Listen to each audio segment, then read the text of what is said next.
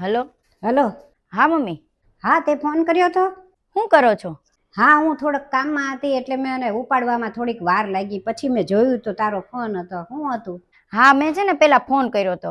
હા, મારે થોડુંક કામ હતું. શું કરસ તારા હાઉ બધા મજામાં? હા, એટલા માટે કર્યો હતો કે આજે મારા હાઉ છે ને જમીન ને મકાન ને જેટલી પણ વસ્તુ છે ને એ બધાયના ભાગ પાડે છે. તો મેં એવું વિચાર્યું કે હું અડધો ભાગ લઈ જ લઉં ને, હું શું કામ બાકી રહું? એકલા કાંઈ મોટા ભાઈ લઈ લેવું થોડી હાલે, બેયનો હક છે.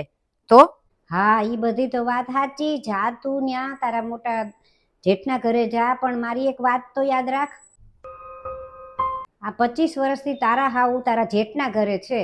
આજે આ માંદા થયા, ઊભા નહોતા થઈ શકતા, સંડાસ બાથરૂમ બધું કોણ કરતું તું સેવા? તારી જેઠાણી કરતી હતી ને? તો તે કરી કોઈ દિવસ?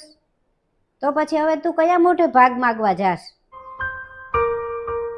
ઈ આપે તો ઠીક છે, તારે લેવાય, પણ બાકી તારે એની પાસે માગવા ન જવાય. હા હા, હું તો તને સાચું જ કહીશ. હા મમ્મી, વાત તો સાચી છે.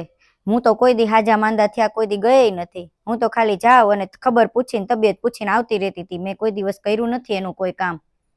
વાત તો સાચી છે. જ્યારે મેં કાંઈ કામ કર્યું જ નથી તો પછી મારે ભાગ માગવાનો કોઈ હક નથી ને. હા, સાચી વાત છે.